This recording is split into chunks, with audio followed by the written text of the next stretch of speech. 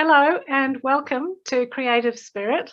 This is a series of interviews that I do where I talk with artists about their motivation, their inspiration, what it is that fired them up in the first place to do the work that they do, and how they feel they are making a contribution to the world. What special thing are they bringing to it through their own expression? So today I have Tash Hildebrand-Lockie, who I'll introduce in a moment. And Tash, welcome. It's just lovely to have you here. So before we get started, I'd like to acknowledge the traditional owners of the land on which we meet. And for me, it's the Noongar, the Whadjuk Noongar people of this side, Western Australia. And for Tash, I acknowledge the traditional owners of the places where Tash is now living in Queensland on the Gold Coast, and the traditional owners of the land wherever you are watching this. So with no further ado, we'll get on to talking with Tash. So Tash, I'll just introduce you with a short bio so people have a little bit of background about you. So Tash is a women's circle facilitator, a self-connection life coach, and what we're here to talk about today is her book, The Patriarchy Illusion, a down-to-earth guide to spiritual feminism. So Tash was born in Sydney, moved around a lot as a kid. She said she lived in 7 different houses in 3 different states and went to 7 different schools. 3 different schools, sorry, got it wrong. And was part of 4 different family structures by the age of 7. So as she says, this has given her a lot of material to use in her personal development, inner child and healing work. So Tash mostly grew up in Melbourne, in Victoria, Australia, and has recently very happily settled on the Gold Coast in Queensland. So welcome, Tash. Thank you, just thank you so much for being here with us. I'm very excited. When I first saw the title, The Patriarchy Illusion, a down-to-earth guide to spiritual feminism, I thought, this is amazing. It encapsulates at least 3 areas that I've been working on all my life: spirituality, feminism, and being practical and down-to-earth as well. So I'd love to explore that a bit more and find out from you first of all, I suppose, what is spiritual feminism? Big question. Mm-hmm. And then I'd like to go on to, where this inspiration has come from. So, yes, if you could start there. Yes, of course. And before I do, just thank you so much for the acknowledgement as well of the custodians of the lands that we work and play and live on. I agree, it's so important to honour the Indigenous elders of this country and just to acknowledge how much we still have to learn as well. Yes. From their spiritual wisdom. So yes, and so getting to spiritual feminism, I have some copies of the book here. Oh, very good. Yes. But you're right, it is a big topic, spiritual feminism, and in some ways, even though I've written this book, in some ways I'm still unraveling myself what spiritual feminism actually is. But I suppose the way it came to me, I think of it as an energy that's come to me rather than a theory that I've necessarily developed intellectually. But it's really about looking at how patriarchy is affecting us internally in the invisible planes, spiritually and energetically as women, but also as men and non-binary people as well. Because so much amazing work has been done in the feminist movement of looking at how patriarchy has infiltrated and impacted us in all the structural and all the external limitations, which has been such important work that's happened obviously for, well, hundreds of years, but particularly began force with the suffragettes around 100 years ago, gaining the right to vote. But I suppose this new frontier of feminism, which this book is really looking at, is how patriarchy is affecting us internally, particularly around messages of not feeling good enough as women, and all the millions of different ways that can infiltrate into our consciousness, sometimes more obvious ways than others. And the book really looks at really 8 different life areas that it can impact us as women, but there's really a huge multitude of areas it could be playing out. I've just selected some of the maybe the more common ones for the book. And so I suppose that's the first thing of how patriarchy is impacting us internally, but I suppose it's also looking at some of the more spiritual aspects of how patriarchy has affected us, and in particular around disconnecting us as women, disconnecting us from ourselves, but also from other women and other people, through encouraging us to be competitive and climb to the top of the ladder, and therefore be the best, and perhaps in the process viewing other women as someone to compete with rather than someone to connect with. And we see that again playing out in so many different ways, sometimes really unconscious. And I find within myself, I'm not over it myself. I find ways it's constantly playing out for me, including when I was writing the book. I was getting, and I talk about this in the book, that I was getting really anxious that the book had to be the best book of all time and I had to be the best writer. And then I realized that's just a patriarchal message, that there's not enough room for everybody, that we somehow need to compete. So for me, I find always coming back to connection with self and connection with other women is very healing, and helps to heal that patriarchy within in ways sometimes the mind doesn't really understand, but I know that is very powerful. And for me personally, a way of doing that is through sitting in circle with other women in women's circles, which I know was also a very, and still is today, a common practice with First Nations in Australia and First Nations around the world, that they really knew that wisdom of the importance and power of sitting in circle, and that healing, and bringing in those good energies down onto the planet. Getting quite emotional talking about it. But again, it's really recognizing that wisdom is very ancient, but perhaps we've forgotten it in the West as we've become taken over by these patriarchal mindsets and ways of thinking and structures, obviously.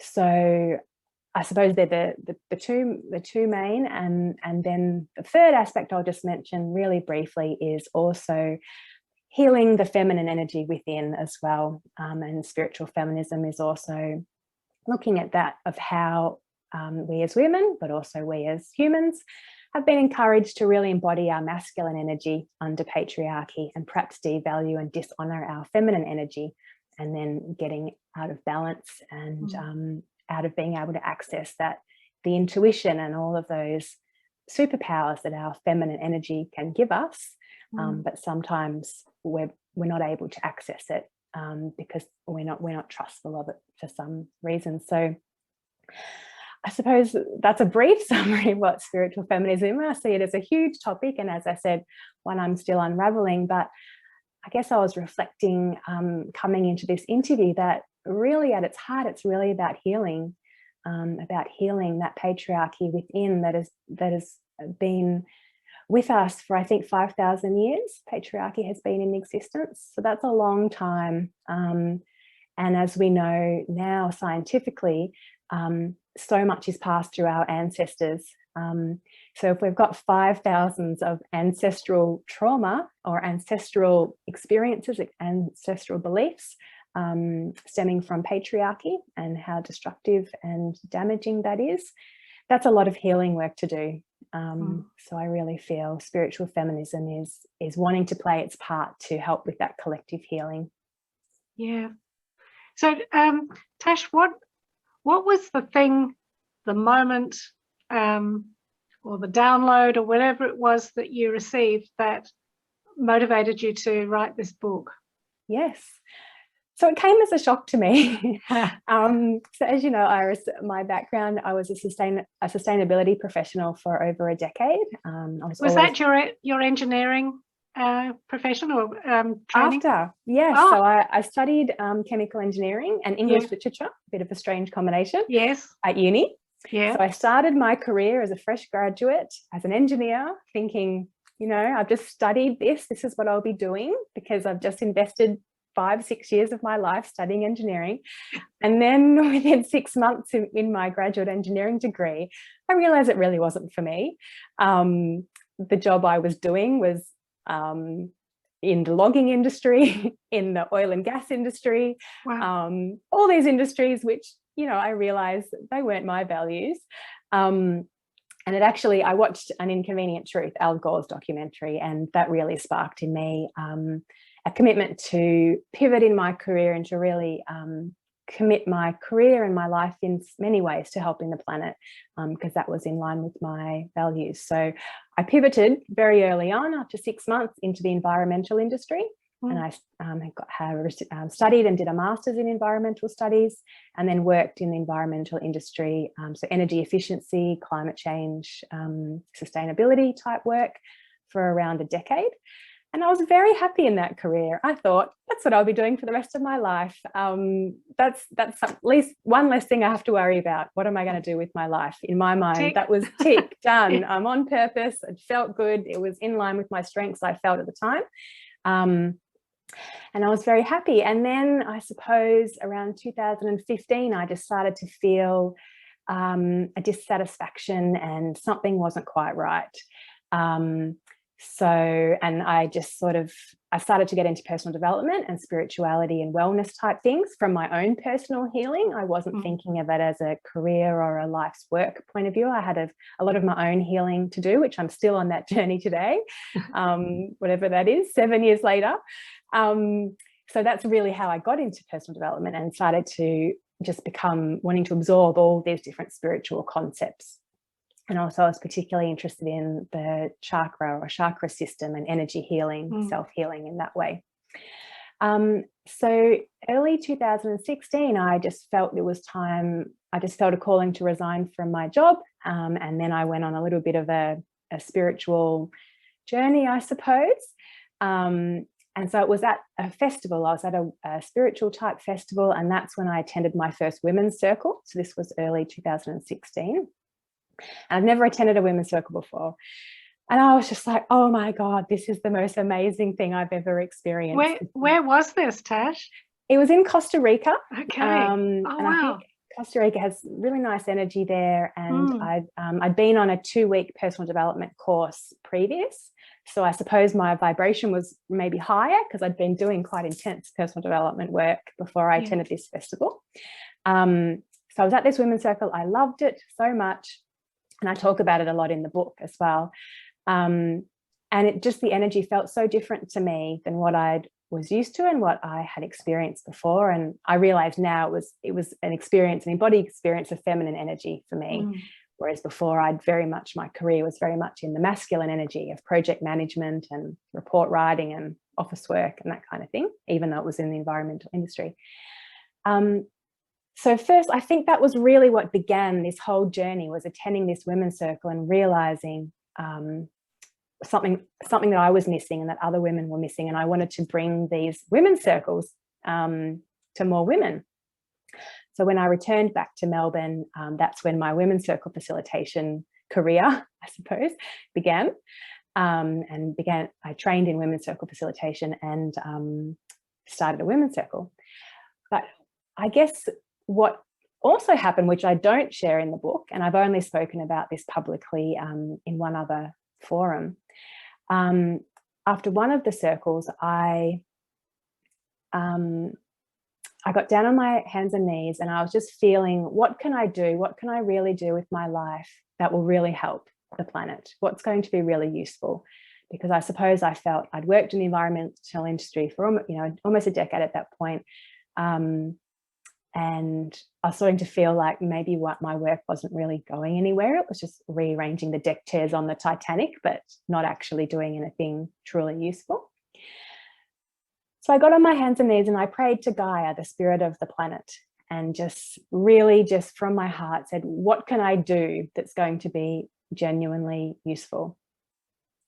And of course, nothing happened. And, you know, there was no vision. There No was sign. no goddess that came out from the sky and said, you should do blah, blah. Yeah. So I kind of, in many ways, kind of forgot about it and just left it and went back, you know, continued back with the festival and came back to Australia and began the Women's Circle facilitation. But a few months later, I just very randomly connected with someone who was going to this conference. And at this conference, there was a guy, Jerry Robert, who's now my book publisher, was talking about publishing a book and how you could do it and anyone can do it. And it was very motivational.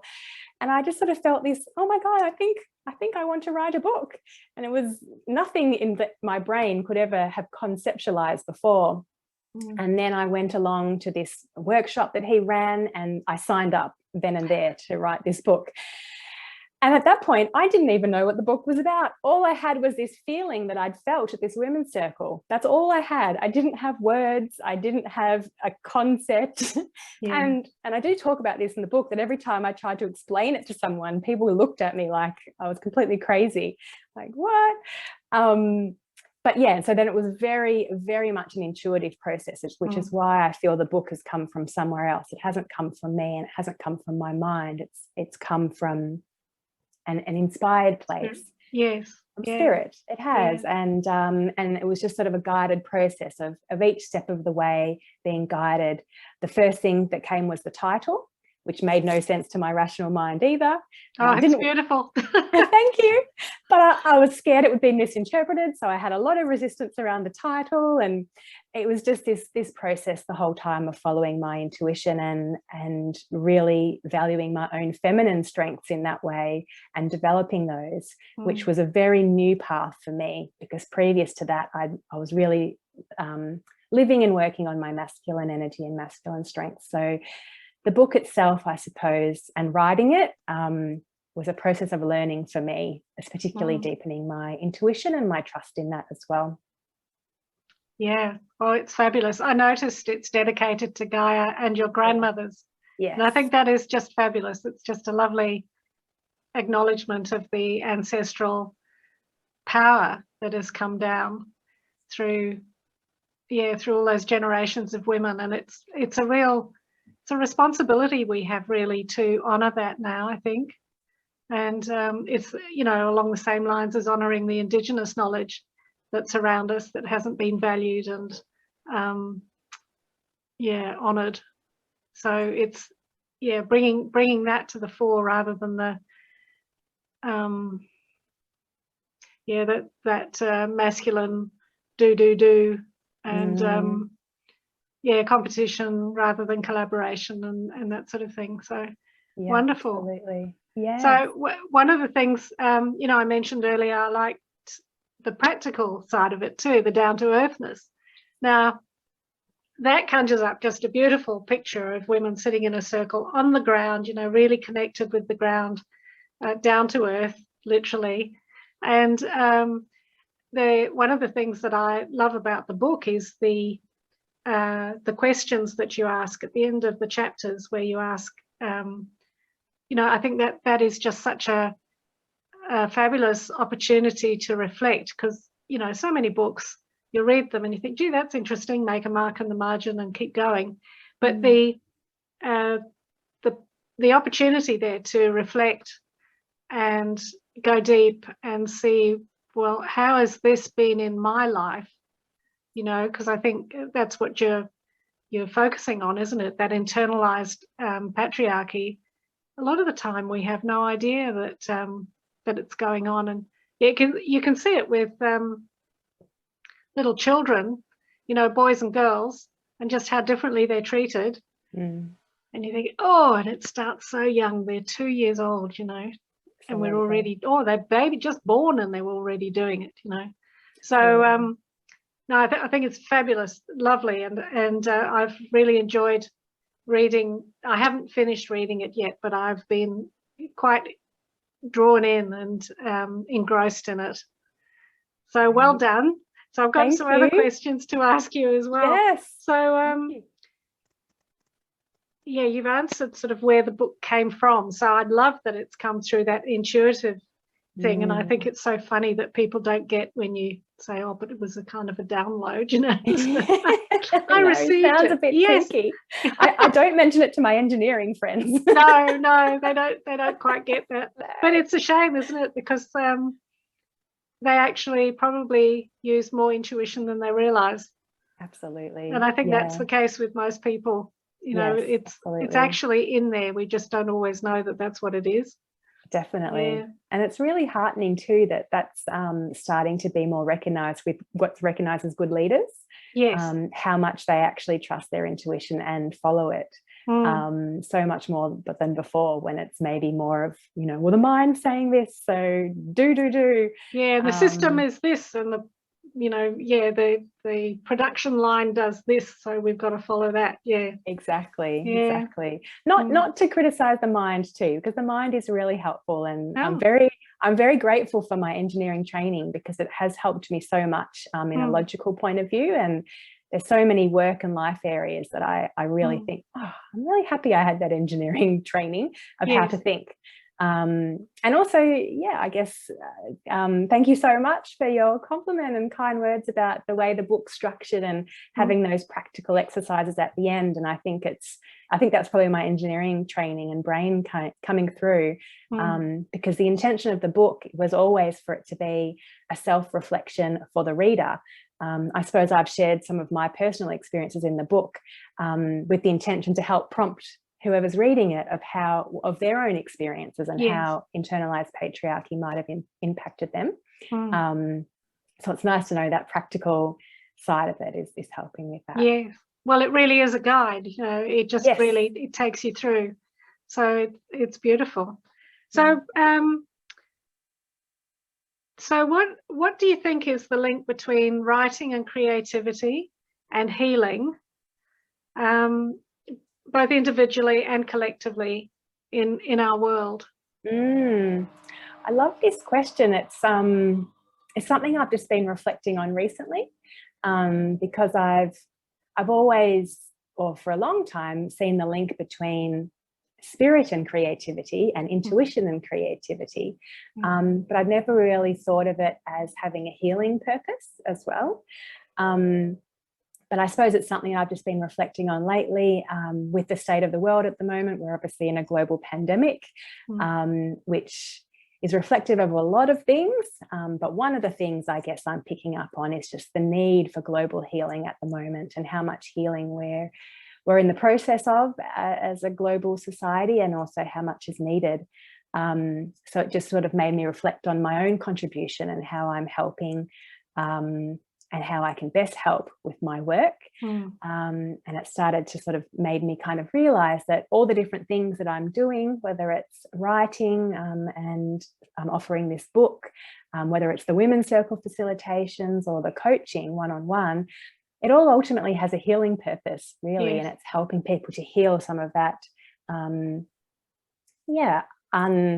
unprocessed, painful things within, whether that's in a group setting or individually. So I guess I feel now that creativity is really helping people to connect within, and therefore to heal. So therefore I feel that creativity, as well as being so joyful for yourself to do it, it really helps other people so much in ways I think that we're not really even aware of or can understand fully. But we know that, I realize now it's very powerful for as a healing vehicle as well. Yes, I think we've become quite separated from our creativity, that creating art as being just a normal part of every day. That got lost generations ago. You know, and perhaps with electronic media and that sort of thing, where people just sort of blob in front of the TV. You get some people who can knit while they're watching TV. I've never been able to do that. But the creative activities have been sort of shunted off to the side or specialised, you know, like you have carpenters or weavers or whatever. And it's one of the things I love about Indigenous people, and the Indigenous people in Australia especially. It's really interesting how they will write books, paint, be elders in their community, and act or dance as well. And I just think that is so amazing that they, you know, we as Westerners, we've kind of chopped off those bits and outsourced them, almost, you know. Absolutely. And yeah, and it's such a powerful, creativity really is such a powerful thing. And I think it's fantastic that women like you are now coming forward. I think this is such an opportunity with COVID, because there's always this danger that we could slip back into the old patterns, get back to normal.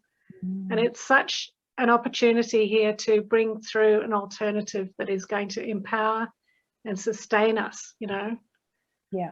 It's spiritual sustainability, isn't it? It's absolutely. It's what we need to do. Yeah. Yes, I think connecting within and with each other Yes. as humans, who ultimately experience very similar emotions, even though we feel like we're very alone and separate. Is very powerful and needed at this time. Yeah. But I was just going to say on that, I agree with you about how I suppose in Western society we get separated between people who are creative and perhaps everyone else.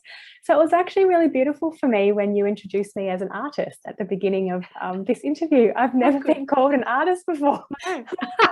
Wow, this is what an amazing thing to be reminded that yes, I am an artist and we're all artists, as you just mentioned. And yeah, something was really lovely about that, because I think a part of my brain still thinks of me as either an engineer or a sustainability professional. My brain hasn't quite caught up to the fact that I've created things, so therefore I am creative and an artist. And a healer, and you know, all those things. I mean, I'm really pleased you talked about the engineering and the arts, because it's just beautiful to be able to bring those things together, to be integrating those two parts of you, but they're the parts of society as well. It's, you know, this totally what can you call it, false separation of arts and science. I mean, years back, people like Einstein and Jung and all those could see how creativity was absolutely part of living, and the scientific method has been useful for us to be able to live as well. Absolutely. But it's like all these things need to be brought together, integrated. So you've done a fabulous job. Well done. Oh, thank you. Thank you. Okay. I was just reflecting it. It's also like that integration of the masculine and the feminine as well, which is obviously so needed from a healing point of view too, to bring it together. So gorgeous. Great. Okay, so let's see, what other questions do I have? Oh, do you do any other kind of writing, Tash? Well, I have a blog. So I again, this didn't come from me, this came from somewhere else. I did a blog series on the rising feminine at the end of 2019. So I think there was around maybe 10 blog articles as part of that on my website. So all different ways of how the rising of this feminine consciousness is impacting us all, to bring us back into balance, as we were just talking about, to integrate the masculine and the feminine energies. But apart from that, not really, which is again why it was a bit of a shock to me that I wrote a book. But I've always loved writing as well. I guess so in that sense, I have always been a writer, and I journal a lot. And I do have an idea for my second book. I just haven't started writing it yet. But that's something I would like to continue to have more in my life too, of keeping up my writing practice. Because to me, it's how I feel most in flow and most connected to spirit, is when I'm writing. Yeah, beautiful. Now, you were mentioning earlier that this project with the Patriarchal Illusion is about 8 months gestation. So you are fully pregnant, and and at that stage where you just dying to get it out there. So that happens at 8 months. So so there we go. What are your plans for this last bit of the third trimester of your book? Yes. So just to clarify, so I've given birth to the book already. Yes. I guess this was my first child. And then I think now I'm pregnant with triplets or quintuplets or something. A few projects. Yes, exactly. Yes. Because I suppose I'm feeling really called at the moment to help women have conversations and facilitate those conversations around what arises from them from reading the book and the different topics in it. Because as I said, the book, you know, at the risk of sounding like a Bunnings commercial, I've said this a few times, the book is really just the beginning. I really want it to help facilitate discussions between women and people of the topics from the book. So what is 8 months pregnant at the moment is a book circle offering.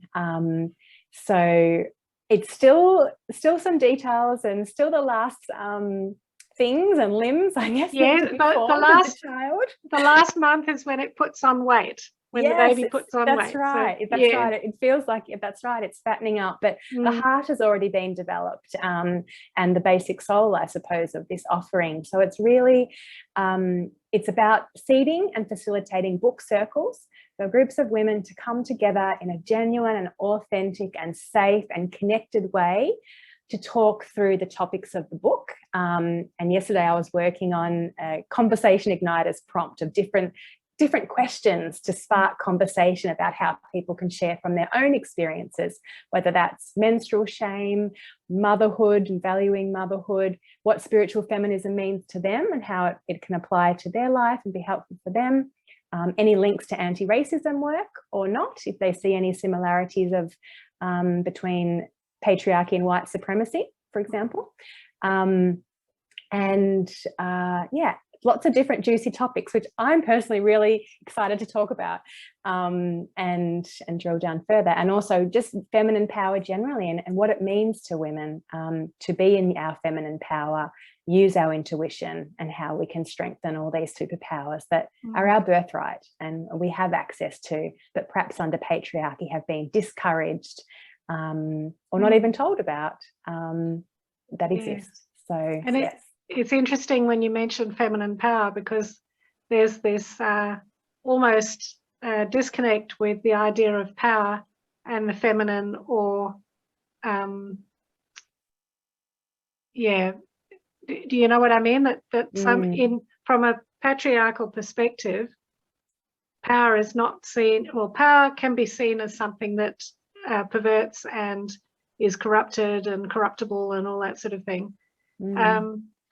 And so sometimes the idea of feminine power calls up a lot of negative associations like manipulation, and that's just what came to mind there. So I remember in the 90s looking for a woman who was strong and feminine at the same time. And I found it very difficult to actually find anyone, because most of the women that I knew in business were, you know, trying to be men really in terms of the way they did business. Yeah, absolutely. I agree with you, but I also feel hopeful that that is changing. Yes, it definitely I mean, I look at women like Michelle Obama, who I adore, like everyone does. And for me, she's a great example of someone so integrated that she has such a strong masculine and feminine side, and you know, she uses them both in such effective ways. And you quote Quentin Bryce too, don't you, in your book? Yeah, she's another gorgeous human that I admire so much. Yeah, absolutely. I think she's another great example. She's very integrated within herself of her masculine and feminine strengths. And is herself, you know, and has been so successful in the process. Plus had 5 kids. Yes, amazing, isn't it? I know. But yeah, I just also wanted to say, when you were talking too, I mean, I think these kind of conversations are exactly what I'm looking forward to having in the book circles, of hearing different perspectives of what things brought up for people, their own experiences. But I know we've talked about this before, but the power of motherhood, that I think, I mean, feminine power, giving birth to a child. I mean, to me, you can't get much more powerful than that in creating life, but also the power to create a family and a healthy, functional family for your children. And I think that's such a power that we have as women, and it's a feminine power that perhaps hasn't been valued up until now. Yeah, no, you're absolutely right. And also as women, as mothers, how we educate our children, both girls and boys, to be strong, to understand the power of the feminine. Yes. And yeah, because I've got girls and a boy, and it's been a constant sort of reminding of myself not to follow some of these outdated patterns that like boys don't cry or man up, that kind of stuff with the boy.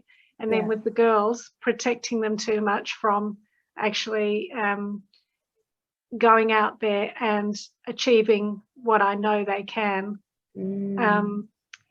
It's kind of, as a parent, you want to protect your children, but there's a point at which you have to kind of give to the power that they have learned from us as parents and their environment and their own spirit that will carry them into their life. It's a trusting that the world is organizing around their success. Yes. So I love that. But I've been conscious, and there's probably been some times I've been unconscious as well in terms of my parenting, sort of how to do it in a new way, not in that old paradigm there, the masculine paradigm of So power of surrender. So what in talking about your book circles, what can viewers look forward to? What's coming up, Tash? So I suppose what I'm excited about and what I'm seeing my next role is in being a healer, I suppose, now that I'm stepping up into my healing role and even identity, is to help seed these circles. So what's brewing at the moment is providing all of the tools and the resources and everything that a woman or a hostess would need to hostess her own book circle. And the offer from me will be that I will pop in for a book reading and to do Q&A, perhaps similar to this interview, as part of those book circles. But the intention of the circle is really to bring people and women together to talk from the heart of their own experiences from the book. So it's sort of like a spiritual Tupperware party, I suppose. Okay. But rather than talking about plastic containers, with not wanting to disrespect Tupperware at all, because I love Tupperware, and it has been giving women an excuse to gather for so long, which I think is very powerful, actually. But so it's effectively like a spiritual Tupperware party, but rather than talking and coming together around plastic containers, it's coming around the book. So that's really the intention and what I'm feeling called to bring in at the moment. And what are you going to call this project? Have you got a name for it yet? I did, but now it's currently under review. Yes, so I don't want to confuse the viewers. I did have a name, but now, it's currently still to be unnamed. So perhaps like an 8-month baby in the womb, that you have a few ideas for names, but perhaps it will be clearer what it wants to be called when it actually arrives. Yes. So, yes. No, okay. So watch this space kind of thing. Watch this space. Oops, yes. I've just lost my scarf. Yes. Yeah. Okay. Well, that's lovely. So we'll put at the end of this interview, there'll be a slide that gives your web address. Perfect. And a photo of the book and where people can get the book from. Yes, great. Well, I guess for anyone listening as well, to make it easy as well as the slides, so everything can be found at my website, tashhildebrand-lockie.com, and there you can order my book. And when these book circles have arrived, I'll put all of the information on that as well. So it's all in the one place. Good. Okay. Well, it sounds really exciting, and I've had the PDF.